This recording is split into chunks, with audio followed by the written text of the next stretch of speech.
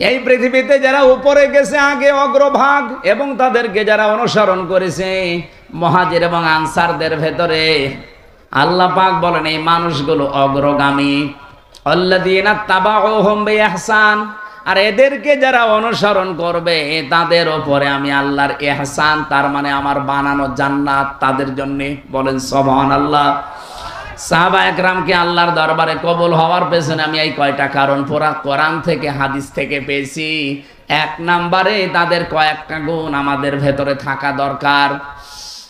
এক নম্বরে পেয়েছি আল্লাহর জন্য তাদের অন্তর নিবেদিত ছিল সব সময়। আপনি যদি কাউকে ভালোবাসেন আল্লাহর জন্য বাসবেন, কাউকে যদি ঘৃণা করেন আল্লাহর জন্য করবেন, কাউকে যদি কিছু দান করেন আল্লাহর জন্য করবেন, কাউকে যদি দান করা থেকে বিরত থাকেন যে আমি দেব না তোরে কিছু, তাও যেন আল্লাহর জন্য হয়, ব্যক্তিগত বা পারিবারিক সামাজিক কোনো কারণে না হয়। কথা বোঝা গেছে? আল্লাহ রাব্বুল আলামিন বলেন যে মানুষটার মন মানসিকতা আল্লাহর জন্য নিবেদিত থাকবে সব সময়, এটা সাহাবীদের ভেতরে ছিল। দুনিয়া একদিকে আর আমার আল্লাহর বিধান একদিকে, এই জন্য তারা আল্লাহর দরবারে খুব তাড়াতাড়ি মঞ্জুর হয়েছিলেন। দুই নম্বরে তাদের মুখে যা ছিল ওইটা তাদের মনে ছিল। মুখে বললে ওইটা মন থেকে বলতেন, লোক দেখানোর জন্য বলতেন না। তিন নম্বরে বেশি তারা নিজের উপরে অন্যকে প্রাধান্য দিতেন, যদিও নিজের অনেক কিছুর দরকার আছে, প্রয়োজন আছে, এরপরেও তারা অন্যকে অগ্রাধিকার দিতেন। এই একটাই মাত্র কারণ, পুরাটা সাতটার ভেতরে এইটা। নিজের প্রয়োজন থাকার পরেও অন্য ভাইয়ের প্রয়োজনকে সামনে দেওয়া, অগ্রাধিকার দেওয়া। আল্লাহ পাক এত বেশি খুশি হতেন তাদের উপরে এই কারণে যে রাদিয়াল্লাহু আনহুম ওয়া রাদু আনহু, এই আয়াত তাদের জন্য আল্লাহ নাযিল করে দিয়েছেন। আল্লাহ এতটুকু বলে যদি আয়াতটা শেষ করে দিতেন, এই আয়াতটা আমি পড়তাম না। এর পরবর্তী কিছু সুসংবাদও দিয়েছেন, ওয়া আ'আদ্দালাহুম জান্নাত। আল্লাহ তাআলা বলেন আমি প্রস্তুত করে অলরেডি রেখে দিয়েছি এমন একটা বাগান, তাজরি মিন তাহতিহাল আনহার। না না, ভুল হয়েছে। তাজরি তাহতাহাল আনহার, মিন নেই এখানে। মিন যদি থাকতো তাহলে তাহাতি হইতো, যেহেতু মিন নেই এই জন্য কোরআনে একটা জায়গায় শুধু তাজরি তাহাতাহাল আনহার, এমন একটা নদী আর নহর প্রবাহমান বাগান বানিয়েছি। খালিদিনা ফিহা আবাদা, চিরকাল আমি আল্লাহ তাদেরকে ওই জায়গায় থাকতে দেব। যালিকাল ফাউজুল আযীম, এটা জীবনের মহা সফলতা। বলেন সুবহানাল্লাহ। এই আয়াতটার ভেতরে আমি কয়েকটা তথ্য পেয়েছি। সূরা হাশরের 9 নম্বর আয়াতের ব্যাখ্যা পেয়েছি। ওয়ায়ুসিরুনা আলা আনফুসিহিম ওয়ালাউ কানা বিহিম খাসাসা। আল্লাহ পাক বলেন ওদের নিজেদের প্রয়োজন আছে, এরপরও তারা অন্যকে অগ্রাধিকার দিয়েছে। হযরতে আনাস রাদিয়াল্লাহু তাআলা আনহু বলেন নবীজি মসজিদে নববীতে 2-2-3-3 পরপর 3 দিন মেহমান এসেছে তার কাছে। একবারে মেহমান আসার পরে রাতের বেলা আসার পর বিশ্বনবী ডাক দিয়ে বললেন আজকে এই মেহমানটা নিয়ে যাওয়ার মতো আমার ক্যাপাসিটি নেই, তোমাদের যদি কারো থাকে ক্যাপাসিটি তাহলে বলো একটু নিয়ে যাও। হযরত আনাস বললেন নবী আমার কাছে দেন। নিয়ে গেলেন বাড়িতে, স্ত্রীকে বলে নবীর মেহমান, যা পারো খেতে দাও। স্ত্রী ঘরের ভেতরে ডাক দিয়ে বলছেন দেখেন যা খাবার আছে, 2টা ছেলে মেয়ের শুধু হবে, আমরাই না খেয়ে থাকবো মনে করছিলাম, আপনি এরপরে আবার মেহমান নিয়ে এসেছেন। ঠিক আছে, নিয়েই যখন এসেছেন আর রাসূলুল্লাহর মেহমান, আপনি এক কাজ করেন, আপনি একটু মেহমানকে নিয়ে গল্প করেন, কথাবার্তারা বলতে থাকেন, আমি এই ফাঁকে 2টা বাচ্চাকে ঘুম পাড়িয়ে দেই। ঘুম পাড়িয়ে দিয়ে নিজের মেহমানকে সাথে নিয়ে আপনাকে আমি যখন বাচ্চাদের খাবারটা দিয়ে দেব, এরপরে আমি নিজের থেকেই বাতি লিভিয়ে দেব। আপনি অন্ধকারের ভেতরে শুধু মুখ নাড়াতে থাকবেন আর মেহমানকে খাবারটা দিতে থাকবেন আর বলবেন এই তো আলো নিয়ে আসো, আলো নিয়ে আসো। কয়েকবার বলতে বলতে যখন খাবার শেষ হয়ে যাবে আপনি শুধু মুখ নাড়াতে থাকবেন আর হাত নাড়াবেন, অন্ধকারের ভেতরে যেন সে মেহমান বুঝতে পারে যে না আপনিও খাবার চালাচ্ছেন। শেষ হয়ে গেল খাবারটা এভাবে। সকালবেলা মসজিদে নববীতে হযরতে আনাস বলেন আমি নামাজে গেছি, নবীজি আমাকে ডাক দিয়ে বললেন, মেহমানের সাথে কি ব্যবহার করলে? কেন? আল্লাহর আরশ পর্যন্ত খুশি হয়ে গেছে, তোমাদের নামে সূরা হাশরের 9 নাম্বার আয়াত নাযিল হয়ে গেছে।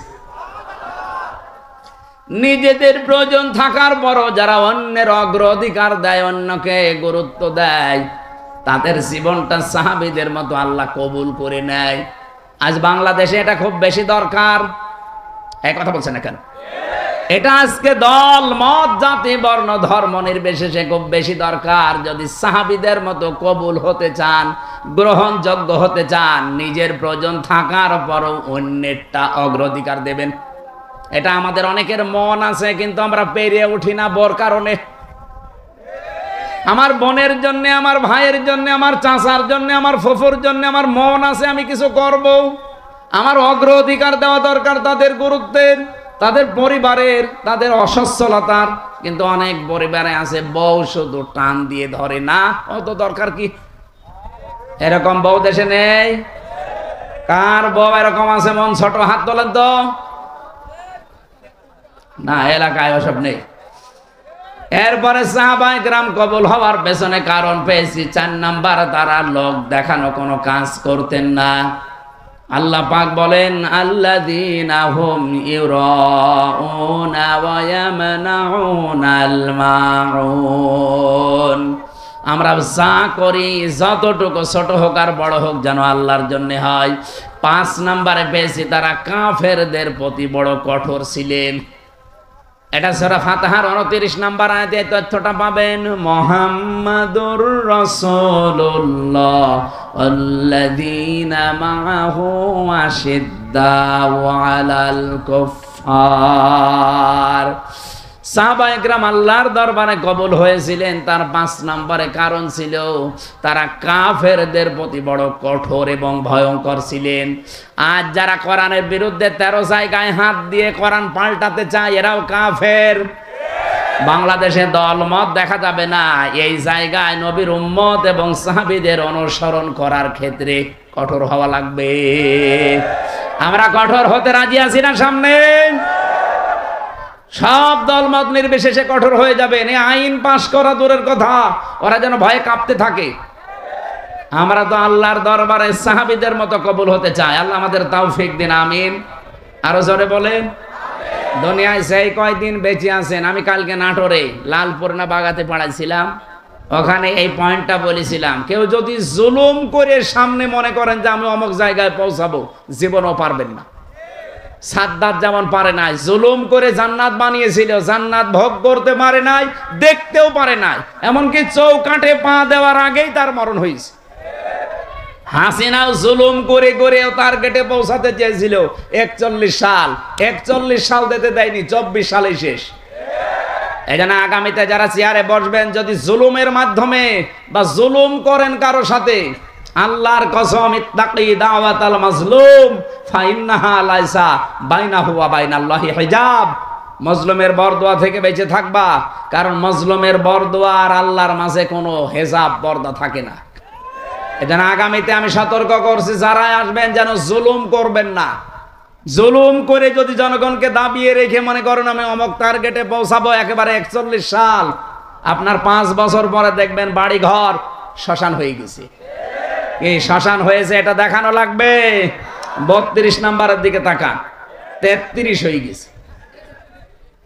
ফেব্রুয়ারির 5 তারিখে আযাবুল বুলডোজার নাজিল হয়ে সব শেষ। আগামীতে যারা আসতেছেন, কে আসবেন আমরা জানি না, আর আমার দেখারও দরকার নেই। যারা আসবেন আসেন, জুলুম করবেন না। সাহাবায়ে কেরামের যে 5টা গুণ অন্তত বলেছি, এগুলো আমি সহ প্রত্যেকের জীবনে যেন আল্লাহ অনুসরণ করার তৌফিক দেন, আমিন। সূরা আলাম নাসরার ভেতরে আছে 4 নাম্বার আয়াত, আরফা'না লাকা যিকরাক। যদি ওই লাকা দিয়ে বিশ্বনবী মুহাম্মদুর রাসূলুল্লাহকে আল্লাহ উদ্দেশ্য করে জানিয়েছে, হে নবী, আমি কি আপনার নামকে, সম্মান মর্যাদাকে উপরে তুলি নাই?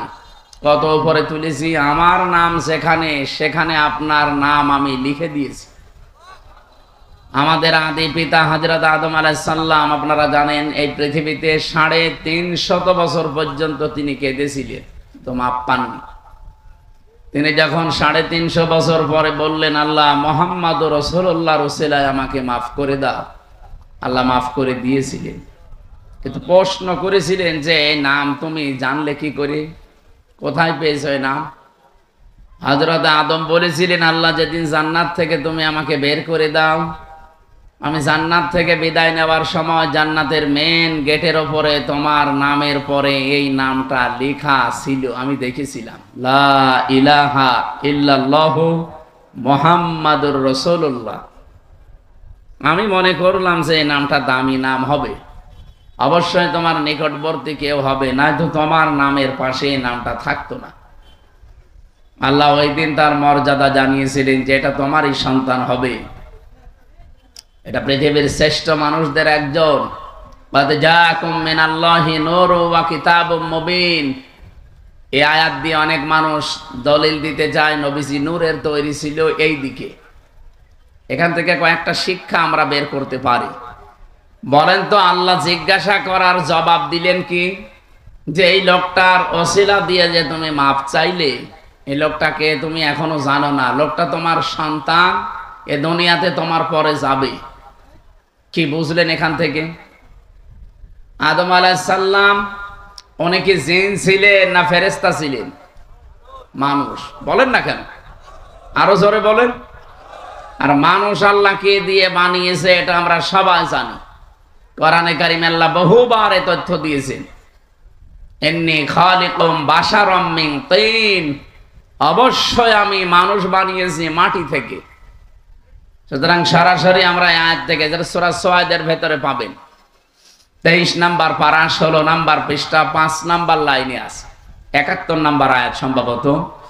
আল্লাহ তাআলা জানিয়েছেন অবশ্যই আমি, এটা শেষের অংশে আছে, আবার প্রথমে খুঁজলে পাবেন না, শেষের দিকে আছে, ইন্নী খালিকুম বাশারাম মিন তিন, অবশ্যই আমি বানিয়েছি মানুষ মিন তিন, মাটি থেকে। এখানে যেহেতু আদম আলাইহিস সালাম উদ্দেশ্য, এই জন্য পৃথিবীতে একটা মানুষকে আল্লাহ শুধু বানিয়েছেন মাটি দিয়ে, আমাদের আদি পিতা যিনি। তাছাড়া দুনিয়ায় আর কাউকে আল্লাহ সরাসরি মাটি দিয়ে বানাননি, বানিয়েছেন মাটির নির্যাস দিয়ে। আর মাটি বানিয়েছেন কমপক্ষে 10টা জিনিস দিয়ে। আপনি মাটি গবেষণা হয় যেখানে সেখানে মাটি নিয়ে যাবেন, দেখবেন 10টা জিনিস ওরা বের করে দেবে। অক্সিজেন দেবেন, আয়রন দেবে, সিলিকন দেবে, এরকম অ্যালুমিনিয়াম দিবে, ম্যাগনেসিয়াম দেবে, পটাশিয়াম দেবে, এরকম 10টা জিনিস আমরা পাই।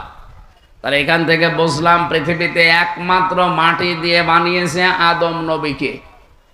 আমাদের এই জন্যে আদি পিতা বা একেবারে প্রথম বাবার নাম জিজ্ঞাসা করলে কি বলা হয়? এ পর্যন্ত বুঝেছেন কিনা বলেন? আমাদের আদি পিতা প্রথম বাবার নাম কি? বলেন বলেন। আল্লাহ যে ওনাকে বললেন, হে আদম, যার নাম নিয়ে ক্ষমা চাইলে আমি ক্ষমা করে দিলাম, ওইটা তোমার সন্তান হবে এবং তোমার পরবর্তীতে যাবে। আমার প্রশ্ন হচ্ছে, বাবা যদি মাটির তৈরি হয়, ছেলে হবে আগুনের। কমন সেন্স কি বলে আপনার? কুল ইন্নামা আনা বাশারুম মিসলুকুম, হে নবী আপনি বলেন আমি তোমাদের মতোই মানুষ। ইউহা ইলাইয়া, পার্থক্য এতটুকু, আমার প্রতি ওহী আসে, তোমাদের প্রতি আসে না, এতটুকু আছে। কিন্তু আমার বাবা যেহেতু আদম, বাবা যদি মাটির হয়, ছেলে কোনোদিন আগুনের হয় না, তাহলে তো সিস্টেম পাল্টিয়ে যায়। প্রথম এই কথা থেকে এই তথ্য নেওয়ার পরেও কিছু মানুষ, আমি যে আয়াত পড়লাম, কদ জাকুম মিনাল্লাহি নূরু ওয়া কিতাবুম মুবিন, এই আয়াত দিয়ে দলিল দিতে যায়। বিশেষ করে এটা চট্টগ্রাম বিভাগে, সিলেট বিভাগে, এগুলো তারা যারা গরম সুন্নি, ঠান্ডা সুন্নি, এরা এই আয়াতটা নিয়ে আসতে চায়। আপনি যদি একটু কোরআন শরীফ বুঝে পড়েন, চিন্তা ভাবনা নিয়ে পড়েন, তাহলে এই প্রশ্নের উত্তর কিন্তু এই আয়াতে আছে। আল্লাহ বলেন অবশ্যই আমার পক্ষ থেকে তোমাদের কাছে এসেছে একটা নূর, স্পষ্ট কিতাব। আল্লাহ শব্দ দিলেন 2টা, অর্থ দিলেন একটা। অবশ্যই আমার পক্ষ থেকে তোমাদের কাছে একটা কিতাব এসেছে স্পষ্ট। এটা নূর নাম দিলেন, নূর দেওয়ার পরে তিনি ব্যাখ্যা করলেন যে নূরটা হচ্ছে স্পষ্ট। এখন আমরা এখানে তাফসীর করতে গিয়ে অনেকেই হয়তো ভুল করি অথবা জেনে শুনে কোনো দিকে ডাইভার্ট হয়ে যায়, নিজেদের বিভিন্ন জিনিসকে এর উপরে চাপিয়ে দেওয়ার জন্য বলা হয় যে এখানে নূর মানে মুহাম্মাদুর রাসূলুল্লাহ আর কিতাবুম মুবিন মানে কোরআন শরীফ। না, এই জিনিস দুইটাই এক, তার প্রমাণ পরের আয়াতে আল্লাহ নিজে দিয়েছেন। এটা সূরা মায়েদার 15 নম্বর আয়াত, এর পরের আয়াতে দেখেন দুইটা জিনিস যে এক, তার প্রমাণ আল্লাহ দিচ্ছেন। এদিকে তাকান, আল্লাহ পাক বলেন ইয়াহদি বিহিল্লাহ, এইটার দ্বারাই আমি হেদায়েত করি, পথ দেখাই। যেহেতু আল্লাহ এখানে ইয়াহদি বিহি এই শব্দটা আল্লাহ বহু বচন দেননি, দ্বিবচন দেননি, এক বচন দিয়েছেন। মুফাসসিরিন ইকরাম আমি যত তাফসীর পড়েছি সব মুফাসসির এই বিহি দিয়ে ওই আগের দুইটা নাম একটা জিনিস এইটাই বুঝিয়েছেন। আল্লাহ বলেন আমার পক্ষ থেকে অবশ্যই তোমাদের কাছে নূর যাবে, স্পষ্ট কিতাব যাবে। তাহলে নূর ও যা, স্পষ্ট কিতাবও তা, তার নাম কোরআন শরীফ। তার নাম কি বলেন বলেন? এতটুকু শেষ করেননি আল্লাহ, এ পর্যন্ত বললে আমাদের বিভ্রান্ত হওয়ার সম্ভাবনা থাকতো। এই জন্য আল্লাহ ব্যাখ্যা করছেন ইয়াহদি বিহিল্লাহ। এখানে ফাইল কর্তা সরাসরি আল্লাহ নিজে। আল্লাহ বলেন আমি এইটার দ্বারাই হেদায়েত করি। আর আমরা সবাই জানি পৃথিবীতে হেদায়েত দেওয়ার একচ্ছত্র মালিকানা কোরআনের। না মানে আল্লাহর মানে কি? আল্লাহর কথাই তো কোরআন। এই পৃথিবীতে কোরআনকে আল্লাহ হেদায়েত দেওয়ার মতো ক্ষমতা দিয়েছেন, তাছাড়া আর কাউকে দেয়নি। এমনকি নবীজির হাতে আল্লাহ হেদায়েত ছেড়ে দেয়নি। যদি থাকতো নবী নিজের চাচাকে দিত। শুধুমাত্র হেদায়েত দেওয়ার ক্ষমতা আছে কার? আরে কোরআন শরীফ কার? এই জন্য যালিকাল কিতাবু লা রাইবা ফি, যে কিতাবের আগে আলিফ লাম দিয়ে আল্লাহ নির্দিষ্ট করে দিয়েছেন একটাই মাত্র কিতাব দুনিয়ায় পাঠালাম যেটা মানুষকে হেদায়েত দিতে পারে। এবার আসেন আমরা মূল কথায় যাইতে চাই। যেহেতু পৃথিবীর একখানা কিতাব আছে মানুষকে হেদায়েত দিতে পারে, আর কেউ পারে না, সেই হিসাবে আল্লাহ কিতাবের নাম এখানে নূর বলার পরে আবার উল্লেখ করেছেন ওয়া কিতাবুম মুবিন। ওই নূরটাই হচ্ছে স্পষ্ট কিতাব। পরা কোরআন শরীফে তাফসিরে এটা হচ্ছে মাযহারের ভেতরে আছে 55টা নাম পাবেন আপনি কোরআনের। 55টার ভেতরে 5 নাম্বার নাম আপনি এইটা পাবেন। আমি 55টায় নাম পড়ে দেখেছিলাম। কোরআনের নাম হচ্ছে আল কোরআন, আল ফুরকান, আল কিতাব, আন নূর, আত তানজিল। এভাবে একটা একটা করে আপনি নাম পাবেন 55টা। যেহেতু কোরআনের নাম আমার আল্লাহ নিজে নূর দিয়েছেন, আর এই কোরআনের বরকত অথবা এই কোরআনের পরিস্থিতি আমাদের কাছে আরো স্পষ্ট করার জন্য পরবর্তী শব্দে আল্লাহ কিতাবুম মুবিন লাগিয়েছেন। আমাদের রাজশাহী, খুলনা, রংপুর এই সমস্ত বিভাগে যেহেতু সমস্যা একটু কম এই শব্দ নিয়ে, তারপরেও স্পষ্ট করছি নবীজি নূরের তৈরি বললে তার সম্মান বাড়ে না, আরো কমে যায়। বাবা যেইটার আপনি সন্তানকে ওইটা বলে চালাবেন। বিশ্বনবী মুহাম্মদ রাসূলুল্লাহ, এখান থেকে আপনি প্রমাণ আজকে পেলেন ইয়াহদি বিহিল্লাহ। এই বিহি এক বচন, এজন্য পৃথিবীতে কোরআন শরীফ হচ্ছে নূর, আর মুহাম্মদ রাসূলুল্লাহকে আল্লাহ নূর দিয়ে বানিয়েছেন। এই আয়াত দিয়ে দলিল দিয়ে আপনি একটা পাগল। তাহলে বিহি আল্লাহ দিত না, বিহি মা দিত, যে নবীজি এবং কোরআন শরীফ এই দুইটা দিয়ে আমি হেদায়েত দান করি। তাহলে বিহি মা দিল না কেন? আমি আলেমদেরকে বলছি যারা একটু লেখাপড়া করেন এই আয়াতটা নিয়ে বাড়ি যারা চিন্তা ভাবনা করবেন। আমার তো মাথা ছোট, ভুল হতে পারে। যাদের মাথা বড় বড় আছে, এ বড় মাথায় আরো এই যে এক হুজুর বসে আছে না, কি যেন গোলাম রব্বানি, কি মাথা দেখেছে? আমার মনে হয় 2 মাথা মিলে ওনার মতো হবে না। ওনার মতো বড় বড় মাথা যাদের, তারা যেন আরো একটু চিন্তা ভাবনা করে। বিহি আর বিহিমা, ইহদি বিহিল্লাহ, মানিত্তাবা রিদওয়ানাহু সুবুলাস সালামি ওয়া ইখরিজুহুম মিনাজ যুলুমাতি ইলান নূর। আল্লাহ পাক বলেন এইটার দ্বারাই আমি হেদায়েত করি। এইটা মানে এখানে এক বচন কোরআন। মানিত্তাবা, যে ব্যক্তি অনুসরণ করবে কোরআনকে, রিদওয়ানাহু, এবং তার সন্তুষ্টি চাইবে, তার মানে আল্লাহর। সবুলাস সালাম, সবুল বহুবচন, সালাম আল্লাহ পাক তার নিজের নামটা এখানে দিলেন। পৃথিবীতে যত শান্তির পথ আছে সব আমার আল্লাহ কোরআনে দিয়েছেন। এই শান্তির পথ আমার আল্লাহ তাকে নসিব করবেন যদি এটার অনুসরণ করা হয়। ইখরিজুহুম, তিনি বের করবেন তোমাদেরকে। ইখরিজুহুম দিয়েছেন, তিনি বের করবেন তোমাদেরকে মিনাজ যুলুমাতি ইলান নূর, অন্ধকার থেকে আলোর দিকে। আর যেটা দিয়ে তিনি বের করবেন তার নাম যেহেতু নূর, আমরা বলি কোরআন। নাম কি? আমার মনে হয় এই প্রশ্নের উত্তর আর দেওয়ার দরকার নেই, আপনি স্পষ্ট হয়ে গেছেন। যে কথা বলতে চাই এখান থেকে, মুহাম্মদুর রাসূলুল্লাহর নাম নিয়ে হযরতে আদম নবী একদিন 2 দিন না 300 বছর কন্দন করেও মাপ পাননি। শেষে এই নামটার কারণে আল্লাহ মাফ করে দিয়েছিলেন। এই জন্যে সম্মান মর্যাদা দুনিয়াতে আল্লাহ যত বেশি এই পৃথিবীতে দিয়েছেন, একেবারে সে আরশের মেন দরজা থেকে শুরু করে জান্নাতের মেন গেট থেকে শুরু করে তামাম পৃথিবীতে যেখানে আল্লাহর নাম সেখানে রসুলের নাম। কি আপনি দেখেন বাংলাদেশে প্রায় 1110 কিলোমিটার পথ, টেকনাফের একেবারে শেষ গ্রাম থেকে পঞ্চগড়ের তেতুলিয়ার ওই বাংলা বান্দা পর্যন্ত সব মিলিয়ে আপনি হিসাব করে দেখবেন 1110 কিলোমিটার। কত? 1110 কিলোমিটারের ভেতরে শুধু বাংলাদেশের এরিয়ায় আমি হিসাব করে দেখেছি কম পক্ষে 13 মিনিট 4 সেকেন্ড একাধারে আজান হয়।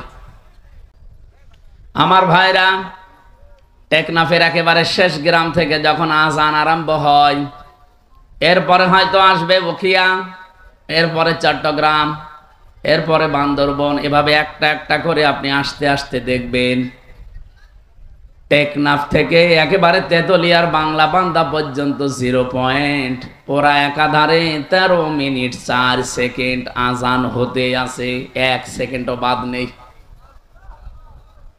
যেখানে আল্লাহর নাম উচ্চারণ হবে আশহাদু আল্লা ইলাহা ইল্লাল্লাহ, মুয়াজ্জিন সঙ্গে সঙ্গে বলবে আশহাদু আন্না মুহাম্মাদুর রাসূলুল্লাহ, বলবে না? আল্লাহ বলেন রাফা'না লাকা যিকরাক, আমার নাম যেখানে আমি আপনার নাম ওই জায়গায় উপরে তুলে দিয়েছি। আমার নামকে ডাকার পরে অনায়াসেই মানুষ দেখবেন আপনার নামটা উচ্চারণ করবে। এই জন্যে সম্মান মর্যাদা উচ্চতা এটা আমার জন্যে, আমার রাসূলের জন্যে, আর যারা ঈমান এনেছে তাদের জন্যে। সুতরাং সম্মান মর্যাদা যাদের কামনা করেছি আল্লাহ যেন উভয় জগতে তাদের ঈমানের উপরে টিকে থাকার তৌফিক দেন, বলেন আমিন।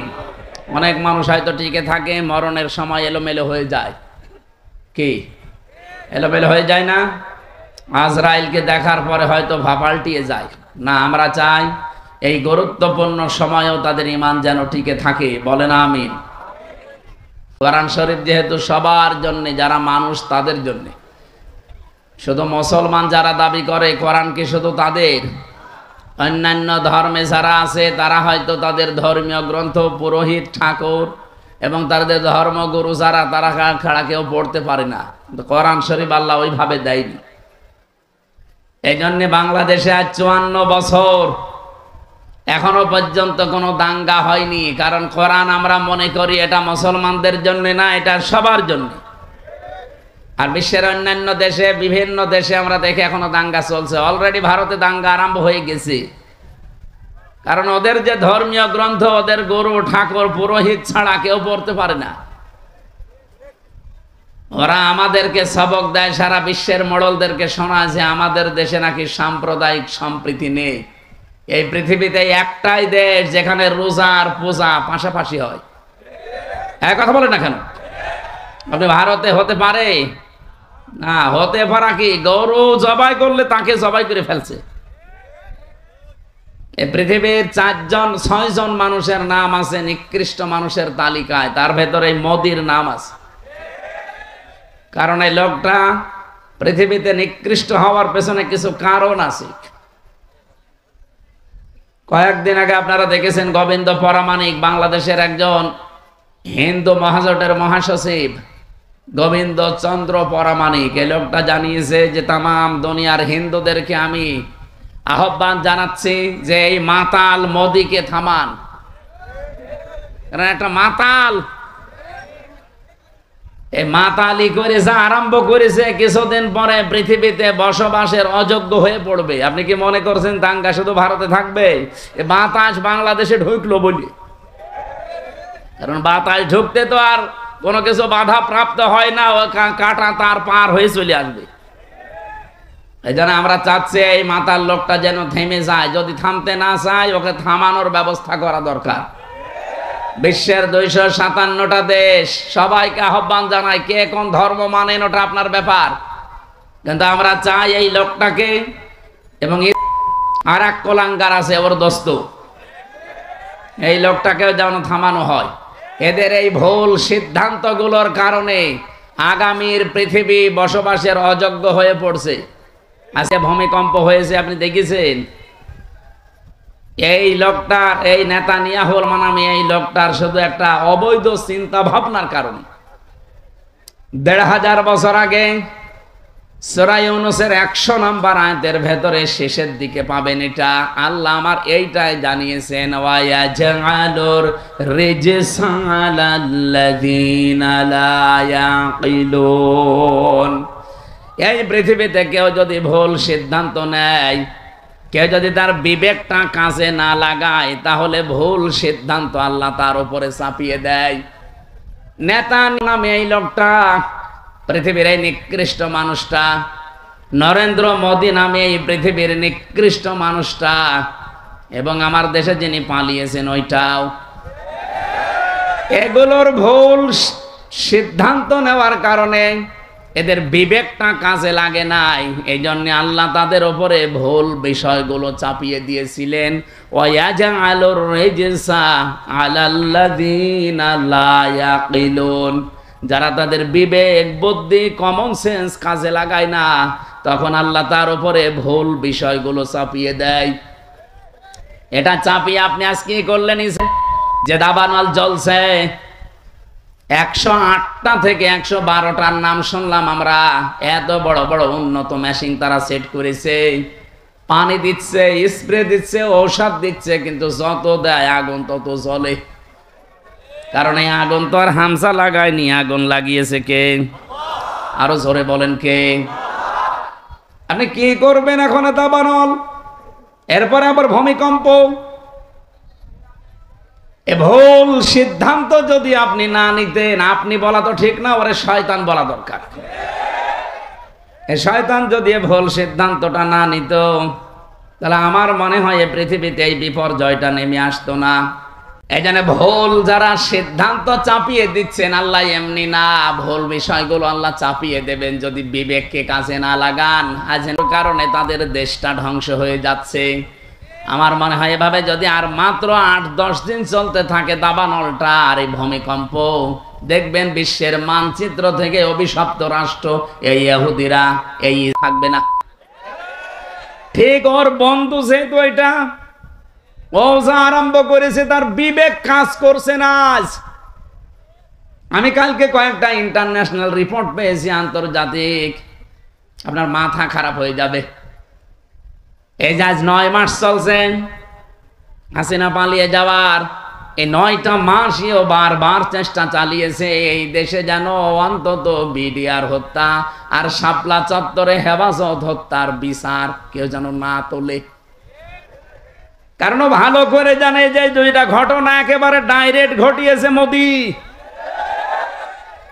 এখন সব প্রমাণ একেবারে হাতে নাতে ধরা পড়ছে। দিগন্ত টেলিভিশন এমনি বন্ধ করে নাই, ইসলামী টেলিভিশন এমনি বন্ধ করে নাই, কারণ এদের কাছে সব ভিডিও ফুটেজগুলো এখনো আছে। এখন তারা সব ছাড়তেছে। সাগর নিয়ে এমনি হত্যা হয় নাই, বহু রিপোর্ট তাদের কাছে গোপন বিষয় ছিল, ওদেরকে একটু সাহায্য করেছে, তাকেও দুনিয়া থেকে বিদায় করে দিয়েছে। এখন রিপোর্ট গুলো যেহেতু হাওয়ায় ভেসে বেড়াচ্ছে, আর বিশ্বের আন্তর্জাতিক মহল যারা, তারা আমাদের চাইতে আপনাদের চাইতে অনেক চালাক। আমি রিমান্ডে গিয়ে তা টের পেয়েছিলাম, ওই 10 দিনে বহু কিছু দেখেছি। এই যে উন্নত প্রযুক্তির মেশিন তারা নিয়ে এসেছে, আপনি পায়খানার ভেতরে কি করেন ওইটা ওরা দেখতে পায়। এই যে আগস্টের 5 তারিখের পরে বিভিন্ন জায়গায় চাঁদাবাজি আরম্ভ হয়েছিল, এই এলাকায় হয়েছে কি আমি জানি না। ওই যে নারায়ণগঞ্জে বন্দরে রাত 2টার সময় গেছে চাঁদা চাইতে, পরে ধরা পড়ে গেছে। ও বলছে আমি রাত 2টার সময় আসলাম, তারপরও ধরে ফেললো। আরে ভাই, রাত 2টা, আপনি বাড়ির ভেতরে বসে বসে কি চিন্তা ভাবনা করছেন, কোন দিকে তাকিয়ে আছেন, ওরা ওই বসে বসে ডিবি অফিসে দেখতে পায়। এমন মেশিন নিয়ে এসেছিল। আমারে ধরা পড়ার পরের দিন 20 সালের শেষের দিকে, 21 সালে তো আমারে ধরেছে। যেই দিন ধরেছে ওই দিনই আমার নাম্বার, যেখানে যার আত্মীয় স্বজন সবগুলো ট্যাগ করা, কে কোথায় কি আমার পক্ষে বিপক্ষে বলছে সব ওরা আমাকে শোনাচ্ছে। কিন্তু আশ্চর্য কি গো, আমরা যে বাটন মোবাইলে কথা বলি, এই বাটন মোবাইলে কথা বলার ওদের সামনে কথা বলা একই। আপনারা যারা বলেন সতর্ক থাকবেন, এমন কোন কথা বলবেন না শেষে ওই যে টাকলা মোরাদের মতো যদি 6 মিনিট একটু ফাঁস হয়ে যায় না, আপনার বাবা শাহজালাল সব হালাল হয়ে যাবে। এখানে কথা বলার সময় এই যে যারা পরকীয়া প্রেম করেন, তুমি আমি, আমি তুমি, আমি তুমি, তুমি আমি, হ্যাঁ মনে করছে কেউ জানে না, কেউ জানে না, মানে ওরা সব দেখতে পাচ্ছে যে আপনি কার বর্ষাতে লাইনে আছেন। এই জন্য মিথ্যা কথা বলবেন না। এখানে কারা লাইনে আছেন হাত তোলেন তো, ওই যে একজন। ঠিক আছে, আপনি লাইন চালান, আপনাকে কয়েকদিন পরে দেখা হবে কার সাথে আপনার লাইন আছে। হোয়াটসঅ্যাপ অনেকে বলে এটা নিরাপদ, কে বলেছে আপনাকে? হোয়াটসঅ্যাপে কথা বললে ওরা দেখতে পাচ্ছে। এ বাংলাদেশে নিরাপদ হওয়ার মতো কোনো এখন অ্যাপস আর নেই। সে যেইটাই বলেন, মেসেঞ্জার বলেন, ইমো তো আরো ঘরের ভেতরে। ওই ইমোতে কথা বলা আর ওদের সামনে বসে বসে বলা একই। হোয়াটসঅ্যাপটা এটা সবাইকে ওরা ট্যাগ করে না, যাদের টার্গেট করে তাদের। এই যে এই ভুল সিদ্ধান্ত নেওয়ার কারণে বিবেকটা কাজে লাগছে না, এই কারণে আজকে যে বিপর্যয় নেমে আসবে, এই দাঙ্গা তৈরি হওয়ার কারণে শুধু কি মুসলমান মরবে, হিন্দু মরবে না? এক কথা বলেন না কেন? ওখানে যদি মনে করেন মুসলমান আছে 30 কোটি, হিন্দু আসে 100 কোটি, এই কারণে আপনি মুসলমান 10 জন মেরে ফেললেন, হিন্দু 2 জন মরিস। বাংলাদেশে আমরা 92 জন মুসলমান 100 জনের, বাকি 4 জন হিন্দু, অন্যান্য জাতি মিলে আর 4 জন। ওখানে যদি 2 জন মুসলমান মরে, এখানে 5 জন মরবে না? হ্যাঁ, সব সাফা হয়ে যাবে। এই জন্যই তো আমরা জানাচ্ছি যে এই মাতালটাকে থামান। এই মাতালের মাতলামি করার কারণে পৃথিবীর ক্ষতি হয়ে যাচ্ছে। আগামীতে আমার মনে হয় এ পৃথিবী বসবাসের অযোগ্য হয়ে যাবে। বসবাস যে করবেন সেরকম পরিস্থিতি আর পাবেন না। ওই চাচা এরশাদ মরার আগে যা বলেছিল ওইটা দেখতে পাবেন, যে ঘর থেকে বের হলে খুন আর ঘরে থাকলে গুম হয়ে যাবে। আল্লাহ আমাদের হেফাজত করুন, বলেন আমিন। আমি এখান থেকে এই 2টা দেশের নাম বলার পরে একটা বিষয়ে সিদ্ধান্ত নিতে চাচ্ছি, আপনারা একমত হবেন কিনা আমি জানি না। বাংলাদেশে যিনি দায়িত্বে আছেন প্রফেসর ডক্টর মোহাম্মদ ইউনূস, 2টা নবীর নাম নিয়ে বসে আছেন, মোহাম্মদ আর ইউনূস। 2 নবীর নাম আপনার। আমরা চাই আপনার বিবেক আপনি কাজে লাগাবেন। বিবেক বহির্ভূত কোন কাজ যদি এই দেশে আপনি থাকতে চালু হয়ে যায়, তাহলে আল্লাহ কিন্তু ভুল সিদ্ধান্ত চাপিয়ে দেবে। হাসিনা পালিয়েছে, ওর বিচারপতি পালিয়েছে, মামলার আয়ু পালিয়েছে, সাক্ষীরা পালিয়েছে, তাহলে এটিএম আজহারুল ইসলাম এখনো কেন জেলখানায় আছে? এটা তো বিবেকে মেনে নেয় না। কথা বলেন না কেন? আমরা চাই আজহার সাহেবকে পরশুদিন বৃহস্পতিবারে ওনার আবার আরেকটা ডেট আছে, এই ডেটে যেন আর কোনো বাঙালিকে হাইকোর্ট দেখানো না হয়। আমরা এই মাজলুম মানুষটার মুক্তি চাই, আপনারা চান না? কারা চান দেখে? লিল্লাহে তাকবীর।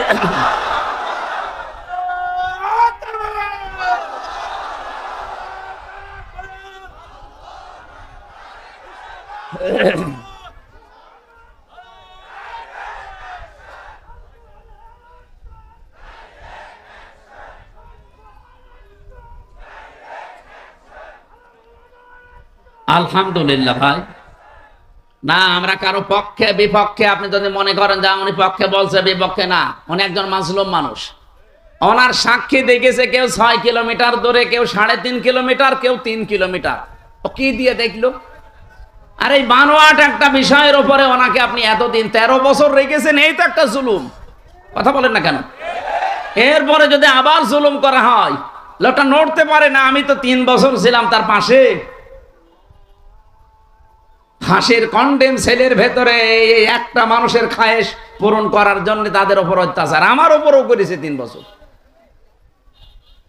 আমার মনে হয় এতদিনও যদি টিকে থাকতো তো এতদিনও আমরা বাইরের জগৎ দেখতে পারতাম না, এতদিনও ওই মামার বাড়ি থাকা লাগতো। এই জন্য যাদেরকে বের করে দিয়েছে এই আগস্টের 5 তারিখের পরে কেউ যেন না থাকে। অনেকে তারেক জিয়া বের হয়েছে, তারেক জিয়ার বউ এবং তার মা সবাই যখন খালাস পেয়েছে বলছে এনাদের খালাস দেওয়া ঠিক হয়নি, কারণ এনারা সাজার আসামি ছিল। আরে ভাই, সাজা যে দিয়েছে কি সাজা বলে? এ তো সব বানানো। আর আমি নিজে যেহেতু ভিকটিম, আমি তো নিজে টের পেয়েছি আমার উপরে যে মামলা ছিল পুরাটা বানোয়াট, মিথ্যা। এই জন্য 15.5 বছরে রাজনৈতিক যত মামলা হয়েছে সব মিথ্যার বানোয়াট। এদের মামলাও মিথ্যার, সাক্ষীও মিথ্যা। আমার 4 জন সাক্ষী কুষ্টিয়া থেকে নিয়ে গিয়েছিল, জীবনে তাদের আমি চিনি না। আমি এই আগস্টের 5 তারিখের পরে যেহেতু তারা ভয়ে ভয়ে আছে, একদিন যেয়ে বললাম ভাই কি সত্যি করে বলেন? আচ্ছা, পুলিশ এসে একদিন রাতের বেলা আমাকে বলছে সাক্ষী যদি না দাও তোমার নামে মামলা দেবো। এই হচ্ছে দেশের অবস্থা। এইরকম মামলায় যদি আমি এখন শুধু জামিন না, আমি পুরা খারিজ হয়ে গেছে আমার মামলা। আমারটা যেমন আমি ন্যায় বিচার পেয়েছি, আমি চাই আজহার সাহেব ন্যায় বিচার পাবে বৃহস্পতিবারে। কেউ কোনো তাল বাহানা করলে, বিবেক যদি আপনার কাজে না লাগে, এমন ভুল সিদ্ধান্ত চেপে বসবে না দেশের ওপরে, শেষে সামাল দিতে পারবেন না। কারণ দেওয়ালে পিঠ থেকে গেলে তখন আর দিকদার ঠিক থাকে না। কথা বলেন না কেন? কত মানুষ এখন খুশি আছে। আপনি কার খুশির জন্য এগুলো করছেন? অনেকে করছে আমরা জানি। এই জন্য আমরা কোনো বিবেক বহির্ভূত কাজ করতে চাই না। আজকে ঢাকায় দেখলাম বিভিন্ন জায়গায় মেয়েরা সাইনবোর্ড নিয়ে দাঁড়িয়ে আছে, আমাদের যৌন অধিকার নিশ্চিত করতে হবে। এই যে নারী কমিশনে যারা আছে, এই মানুষগুলো একে একে মহিলা বলা যায়? আমার মনে হয় এ মহিলাও না, এ পুরুষও না, এ হিজড়া হবে। এরকম কথা লেখে কি করি? 318 পৃষ্ঠা আমি পড়েছি ওদের ওই কমিশনের পুরা বইটা। সবগুলো ইসলাম বিরোধী এবং ইসলামের বিপক্ষে একেবারে ডাইরেক্ট অ্যাকশন নিয়েছে। তার ভেতরে অন্যতম স্বামী আর স্ত্রী। এরা যদি 2 জন সংসার করার, স্বামী বলে আমি এখন সংসার করতে চাই, স্ত্রী বলে যদি না আমার এখন মন নেই, এরপরও যদি স্বামী সংসার করে, স্ত্রী যদি মামলা দেয়, তাহলে ধর্ষণ মামলা হবে। আর ধর্ষণ মামলা হলে সাক্ষী লাগবে না। স্বামী স্ত্রীর ঘরের ব্যাপারটা কি সাক্ষী কেউ দেবে? সাক্ষী পাবেন কোথায়? হয় আপনি ইউটিউবারদের ওখানে সেট করে রাখবেন, কথা বলছে না, তার সাক্ষী আপনি পাবেন কোথায়? আর বিচারক যে রায় দেবে ওকে আন্দাজে তো রায় দিতে পারবে না, সাক্ষী লাগবে না। আর ওই জিনিসকে দেখেছে কে সাক্ষী দিতে যাবে বলেন? সুতরাং এইরকম নীতিমালা যারা তৈরি করেছে, এ কি সুস্থ না অসুস্থ? আমার মনে হয় এদেরকে আর বাইরে রাখা ঠিক হবে না, তাহলে এই সমাজের ক্ষতি হবে। এদেরকে পাঠানো লাগবে পাবনায়। আরো জোরে বলেন। জেলখানা দেওয়ার দরকার নেই, পাবনায় পাঠিয়ে দেন, ও থাক সাদা থাক। কয়েকদিন আগে পাবনায় গিয়েছিলাম, যে দেখলাম পাগল বেশি নেই, সব ভালো হয়ে চলে গেছে। এখন এদেরকে পাঠানো দরকার। ওরা পয়েন্টটা লিখেছে দ্বিতীয়টায় যে শরীর আমার, সিদ্ধান্ত আমার। জেনা ব্যভিচারের ব্যবসা খুলে বসতেছে। শরীর আপনার, মানে আপনার শরীর কে দিয়েছে? আপনার বাবা মা দিয়েছে আপনার শরীর। আপনার বাবা আর মার দায়িত্ব ছিল শুধু বিছানায় থাকা। এই শরীরটা আমার আল্লাহ নিজে বানিয়েছেন। সূরা নূরের ভেতরে আছে, সূরা কি মুমিনুনের ভেতরে আল্লাহ পয়েন্ট আকারে দিয়েছেন যে তোরে কি করে বানালাম আমি। সুম্মা খালাকনান নুতফাতান আলাকাতান ফাখালাকনাল আলাকাতা মুদগাতান ফাখালাকনাল মুদগাতা ইযামা ইলা আখিরি আয়াত। আল্লাহ একে সিরিয়াল আকারে দিয়েছেন, আমি নুতফা এর আকারে, এরপরে আমি এটা মুদগা, এরপরে আলাক, এরপরে রক্ত গোশত চর্বি চামড়া দিয়ে একটা ছাউনি দিয়ে বাচ্চার আকার দিয়ে ছেলে না মেয়ে হবে সে সিদ্ধান্ত দিয়ে মায়ের পেট থেকে আস্তে করে বের করে নিয়ে আসি। আল্লাহু আখরাজাকুম মিন বুতুনি উম্মাহাতিকুম লা তা'লামুনা শাইআ।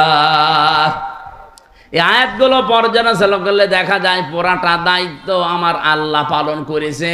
বাকি শুধু সিস্টেমটা আমার আল্লাহ, যেহেতু মার বাবার কাছ থেকে শুধু সিস্টেমটা একটু। তাছাড়া আল্লাহ নিজেও আমাদেরকে বানিয়ে বানিয়ে আকাশ থেকে ফেলতে পারতো না? পারতো না? আমাদের আদি পিতাকে ফেলে নাই, কথা বলেন না কেন? আদি মাতাকে ফেলে নাই। তাদেরকে যদি আল্লাহ ফেলতে পারে, এমনকি বাবা ছাড়াও আল্লাহ বানাতে পারে হযরত ঈসাকে, প্রমাণ তো দুনিয়ায় আছে। সুতরাং যারা এই পয়েন্ট লিখেছেন আপনারা কিন্তু স্বাভাবিক নেই। আমার মনে হয় তারা মেয়াদ উত্তীর্ণ গাঁজা খায়। মেয়াদ আলা গাঁজা খেলে তো এত নিছেন আমার কথা না। দেহ আমার, সিদ্ধান্ত আমার। আবার এক মহিলা লিখেছে ব্যানারে যে আমার চামড়া আমি দেব। ওরে শয়তান! এগুলো কি মানুষের কাতারে পড়ে? তৃতীয় নাম্বারে পয়েন্টে ওরা লিখেছে যে যৌনকর্মী যারা, তাদেরকে শ্রমিকের মর্যাদা দেওয়া লাগবে। আমার এই পয়েন্টটা পড়ার পরে মনে হচ্ছিল, আল্লাহ যদি বাংলাদেশে কোনো ডাকাত বলে, ইউনূস সাহেব আমাদেরকেও কিন্তু মর্যাদা দেওয়া লাগবে শ্রমিকের, কারণ আমাদেরও কষ্ট কম হয় না। ডাকাতি করা কত কঠিন! গাছ কেটে কাঁধে নিয়ে রাস্তায় ফেলে গাড়ি দাঁড় করিয়ে এত বড় ছুরি সামনে নিয়ে দাঁড়ানো লাগে। এখন বলছে না কেন? আমি তো নিজে দেখেছি কয়বার ডাকাতের হাতে পড়লাম। একবার পড়েছিলাম সাতক্ষীরায়, বিশাল এক গাছ কেটে ৮-৯ জন কাঁধে করে রাস্তার মাঝে দিয়ে গাড়ি থেমে গেল, সবার পেছনে পেছনে বড় বড় ছুরি। আমি তো কাঁচ খুলে দেওয়ার পরে দেখি মুখ বের করে কয়েকজন মুখ বাঁধা। আমার টাকা পয়সা চা, আমি আগেই বের করে বলছি নেন। বলছে হুজুর আপনার টাকাও নেব, আল্লাহ মাফ করবে। আরে শয়তান! এত কষ্ট করছে আর বলছে আপনার টাকাও নেব, আল্লাহ মাফ করবে। আপনার কষ্ট হচ্ছে না যে কত বড় গাছ, আপনার ঘাম ঝরছে কপাল দিয়ে। এখন ওরা যদি কালকে থেকে আওয়াজ তোলে যে ডাকাতি করতে কম কষ্ট না, আমাদের শ্রমিকের মর্যাদা দেওয়া লাগবে, এ পর্যন্ত থাকলেও কিছু বলতাম না। কিন্তু সমস্যা হয়ে দাঁড়াবে, কারণ এই শব্দটা পুরা হাদিসের বিরুদ্ধে, কোরআনের বিরুদ্ধে। আপনি দেখেন সূরা কসসের ভেতরে আছে, মুসা আলাইহিস সালামকে যেদিন শুআয়ব আলাইহিস সালাম উনি শ্রমিক হিসাবে নিয়োগ দেবেন, ওনার মেয়েদের ওই যে কুয়া থেকে পানি তুলে দিয়েছিলেন, কুয়া থেকে, ওই বিশাল কুয়া থেকে পানি তুলে নেওয়ার সময় ওনার ঘাম ঝরছিল। মেয়ে দুইটা গিয়ে বলেছে, বাবা এরকম একটা শক্তিশালী এবং বিশ্বস্ত, আমিন বলা হয় কোরআনে আছে আমিন, এরকম একটা বিশ্বস্ত শ্রমিক পেয়েছি, আপনি যদি নিতে চান তো উপকার হবে, তার শরীরে শক্তি আছে। আমরা দেখেছি 4-5 জন রাখাল মিলে যে ঢাকনা সরাতে পারে না কুয়ার, অথচ ওই লোকটা দেখলাম 1 হাত দিয়ে কুয়ার ঢাকনা সরিয়েছে। শ্রম দিলে মানুষের শরীর থেকে ঘাম ঝরে, এই ঘামের মর্যাদা এত বেশি। আল্লাহর নবী জানিয়েছেন, আল কাসিবু হাবিবুল্লাহ, যারা কাজ করে খায় নিজের হাতে, ঘাম ঝরায় শরীর থেকে, এরা আর সাধারণ মানুষ থাকে না, এরা আল্লাহর বন্ধু। আর সেইটাকে আপনি কোথায় মিলাচ্ছেন বলেন? যে আপনি সেটাকে আজকে যারা দেহ ব্যবসা করে খায়, যারা পতিতা, যারা জেনা ব্যভিচারের একেবারে বাজার খুলে বসেছে। বাংলাদেশে এখন 1 লাখ মাত্র পতিতা আছে সারা বাংলাদেশ মিলে, সরকারি জরিপ। এই মানুষগুলোকে আমরা চাই, তাদের যদি সত্যি মর্যাদা দিতে চান, ডক্টর মোহাম্মদ ইউনূস একটা আলাদা বিভাগ খোলেন, খুলে তাদেরকে পুনর্বাসনের ব্যবস্থা করেন। কথা বলছেন না কেন? কত ধনী মানুষের টাকা ব্যাংকে পড়ে আছে, ছাতা পড়ে যাচ্ছে, ও জানেই না কত টাকা আছে। ওই টাকাগুলোর কাছ থেকে নেন। মাত্র 1 লাখ যৌনকর্মী, এদের কর্মসংস্থান তৈরি করেন, দরকার হয় ওদের আলাদা আলাদা বিয়ের ব্যবস্থা করেন। এরপরে এই মানুষগুলোকে সেলাই মেশিন কিনে দেন, 2টা গরু কিনে দেন, 5টা ছাগল কিনে দেন। এই সমস্ত কাজ কারবারে নেই। ওনারা শ্রমিকের মর্যাদা দিতে চায়। যে কয়জন কমিশনে আছে সবগুলো তিলক পরা আর টিপ পরা, এগুলো সব ওই স্বৈরাচারের দোসর, ওই খুনি হাসিনার দোসর। এই 15.5 বছরে সব ওদের পক্ষে কথা বলতো, এখন হঠাৎ করে সুর পাল্টিয়েছে। আপনি সুর পাল্টান আর রং পাল্টান, কোরআনের বিরুদ্ধে আপনি অবস্থান নিয়েছেন। এই জন্য আমরা বারবার বলছি, কমিশনের রিপোর্ট তো দূরের কথা, ও কমিশনই দেশের মানুষ মানে না। এরপরও যদি বাধ্য করেন, আগস্টের 5 তারিখ কিন্তু শেষ হয়ে যায়নি, আবার আসতেছে। এই কথা বলেন না কেন? হাজারো আল্লাহর কোরআনের 13টা আয়াত ওরা ভুল ধরেছে। ভারতে আল্লাহর কোরআনের 26টা আয়াতের বিরুদ্ধে কেস দিয়েছে, আর এখানে অলরেডি 13টা আয়াতের বিরুদ্ধে ওরা মামলা দিয়েছে। মামলায় তো এটা, কারণ এর বিরুদ্ধে অবস্থান নেওয়া। কয়েকদিন পরে দেখবেন বলবে এটা বাতিল করেন, এটা আর মানি না। আল্লাহর কোরআনে আছে, ইউসিকুমুল্লাহু ফি আওলাদিকুম লিয-যাকারি মিসলু হাযযিল উনসায়াইন। এই পৃথিবীতে 1 পুরুষ যা পাবে 2 নারী তাই পাবে। এটা নদী মেয়েদের প্রতি অবিচার, বৈষম্য। এজন্য আয়াত পাল্টাতে হবে। কত বড় ক্ষমতা আপনার! এজন্য ভুল বিবেক বহির্ভূত কোনো কাজ যদি কেউ করে ফেলেন, আল্লাহর কসম আল্লাহ কিন্তু ভুল বিষয় চাপিয়ে দেবে। তখন এই যে দাবানল জ্বলবে, তখন ভূমিকম্প আসবে। আমি আর বাকিটা বললাম না।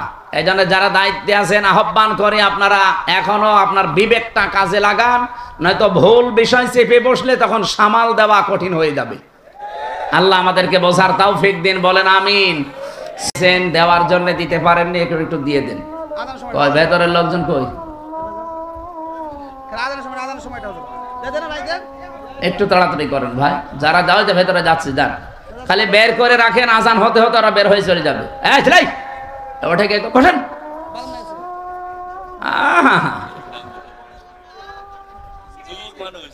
যাক যাক, ওর আবার বিয়ে হয়েছে, এখানে হাজার হাজার মেয়ের বাপ বসে আছে আর ও চলে যাচ্ছে। যাক, ওর জীবনে যেন বিয়ে আর না হয়। 1-1.5 ঘন্টা বসে থাকতে পারে না, বিয়ে দিলেও সংসার টেকবে না। এই যে দাম্পত্য জীবনের কলহ এবং তার সমাধান, পুরুষের এবং নারীদের 2টা শ্রেণীরই সমস্যা আছে আমাদের কম বেশি।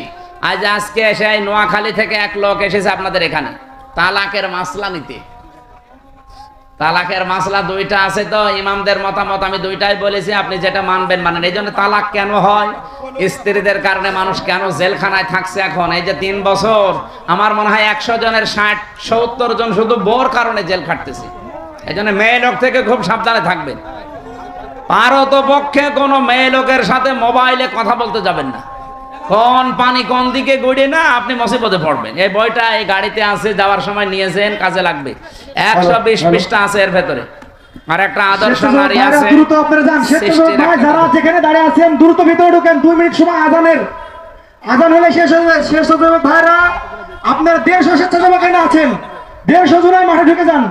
সাদিকুল ইসলাম স্বপন ভাই, সদস্য সচিব, পারিলা ইউনিয়ন স্বেচ্ছাসেবক দল। এটা উজির পুকুর নাকি?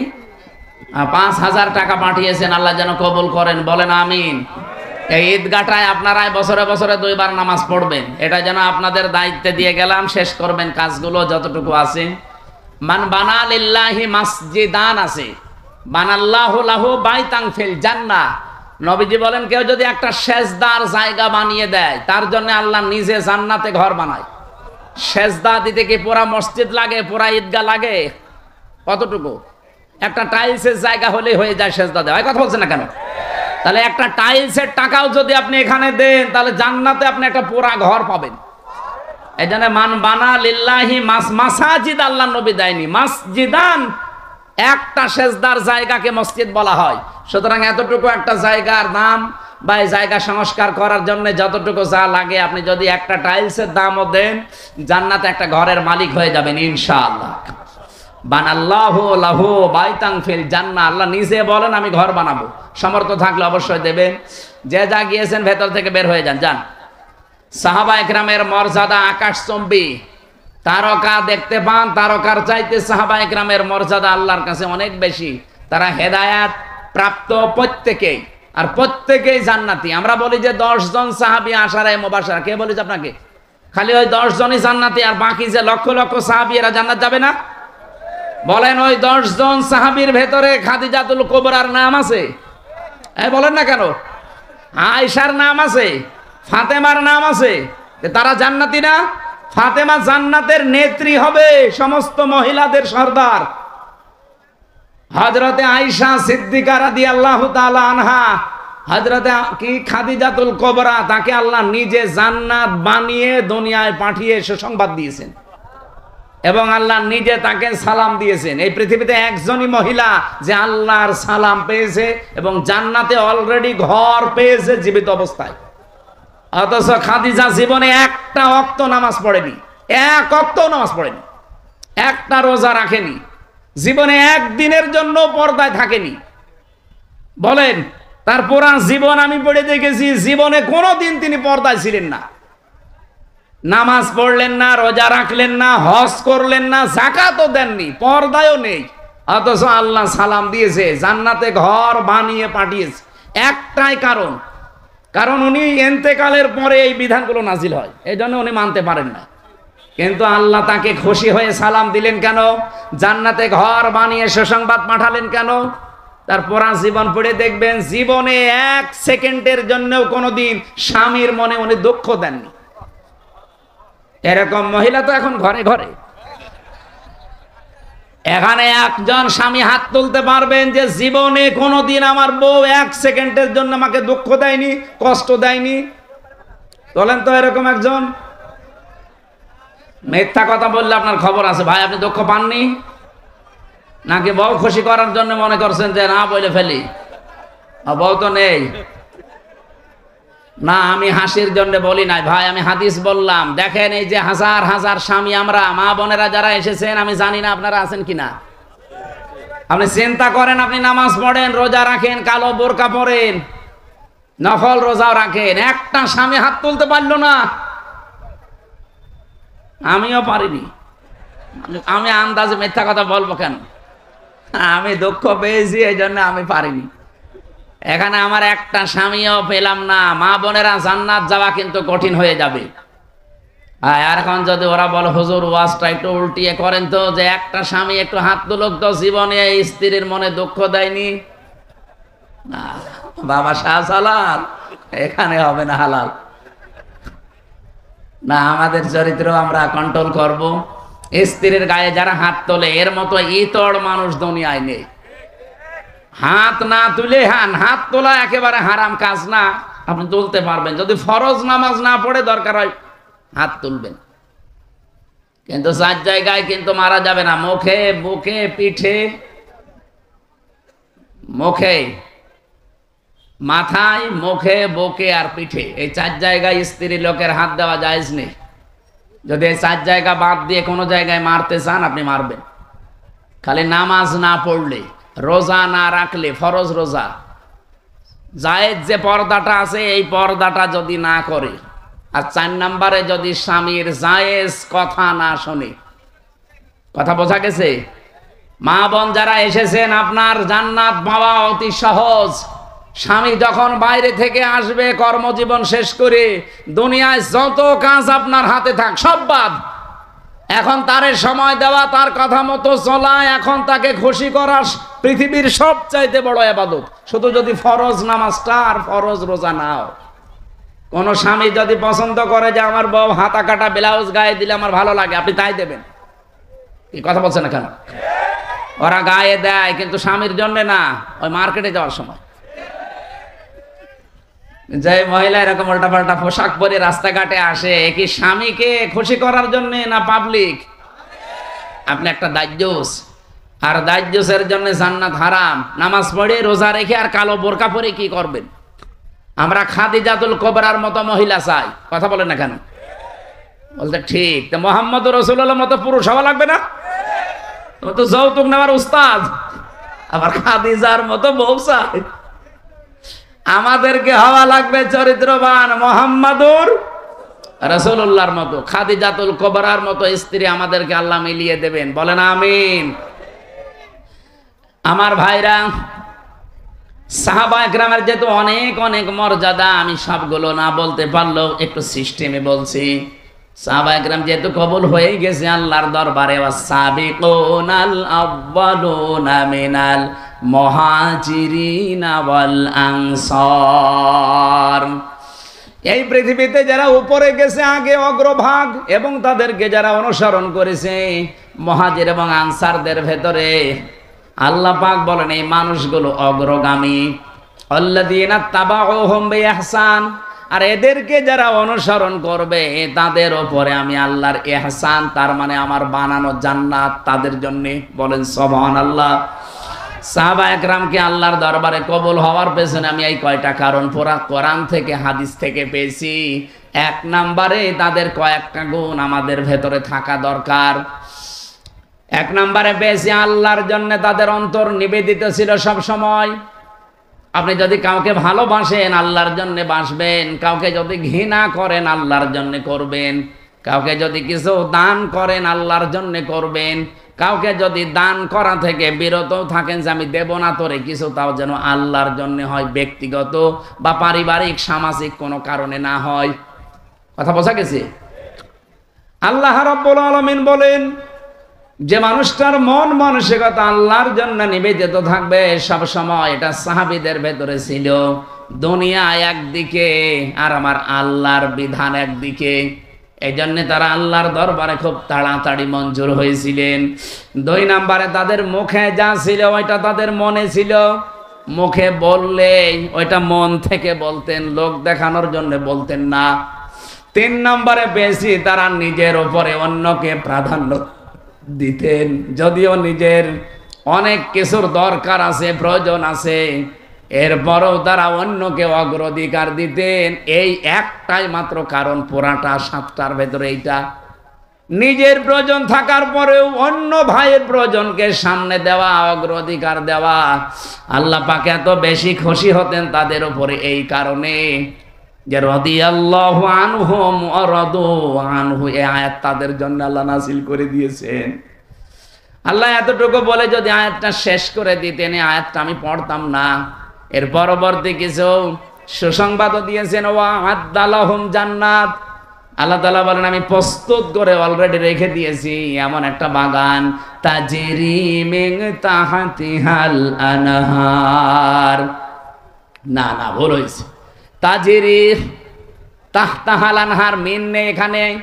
মিন যদি থাকতো তাহলে তাহাতি হইতো, যেহেতু মিন নেই এই জন্য কোরআনে একটা জায়গায় শুধু তাজরি তাহাতাহাল আনহার, এমন একটা নদী আর নহর প্রবাহমান বাগান বানিয়েছি।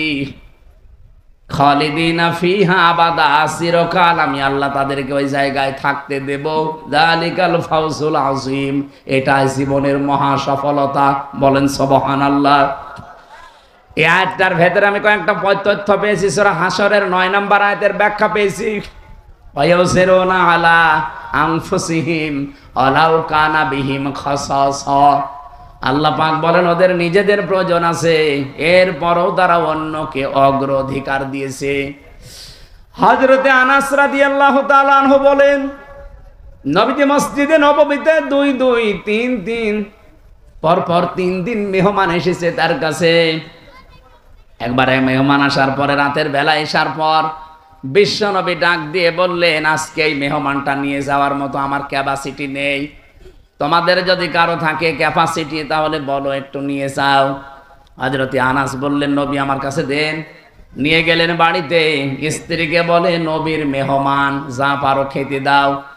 স্ত্রী ঘরের ভেতরে ডাক দিয়ে বলছেন দেখেন যা খাবার আছে দুইটা ছেলে মেয়ের শুধু হবে, আমরাই না খেয়ে থাকবো মনে করছিলাম। আপনি এরপরে আবার মেহমান নিয়ে এসেছেন। ঠিক আছে, নিয়েই যখন এসেছেন আর রাসূলুল্লাহর মেহমান, আপনি এক কাজ করেন, আপনি একটু মেহমানকে নিয়ে গল্প করেন, কথাবার্তারা বলতে থাকেন। আমি এই ফাঁকে দুইটা বাচ্চাকে ঘুম পাড়িয়ে দেই। ঘুম পাড়িয়ে দিয়ে নিজের মেহমানকে সাথে নিয়ে আপনাকে আমি যখন বাচ্চাদের খাবারটা দিয়ে দেব, এরপরে আমি নিজের থেকেই বাতি লিভিয়ে দেব। আপনি অন্ধকারের ভেতরে শুধু মুখ নাড়াতে থাকবেন আর মেহমানকে খাবারটা দিতে থাকবেন আর বলবেন, এই তো আলো নিয়ে আসো, আলো নিয়ে আসো। কয়েকবার বলতে বলতে যখন খাবার শেষ হয়ে যাবে, আপনি শুধু মুখ নাড়াতে থাকবেন আর হাত নাড়াবেন, অন্ধকারের ভেতরে যেন সে মেহমান বুঝতে পারে যে না, আপনিও খাবার চালাচ্ছেন।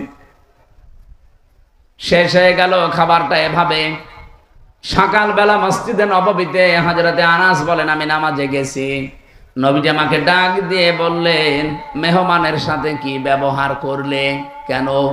আল্লাহর আরশ পর্যন্ত খুশি হয়ে গেছে, তোমাদের নামে সূরা হাশরের 9 নাম্বার আয়াত নাজিল হয়ে গেছে। নিজেদের প্রয়োজন থাকার পরও যারা অন্যের অগ্রাধিকার দেয়, অন্যকে গুরুত্ব দেয়, তাদের জীবনটা সাহাবীদের মতো আল্লাহ কবুল করে নেয়। আজ বাংলাদেশে এটা খুব বেশি দরকার। এই কথা বলছেন না কেন? এটা আজকে দল মত জাতি বর্ণ ধর্ম নির্বিশেষে খুব বেশি দরকার। যদি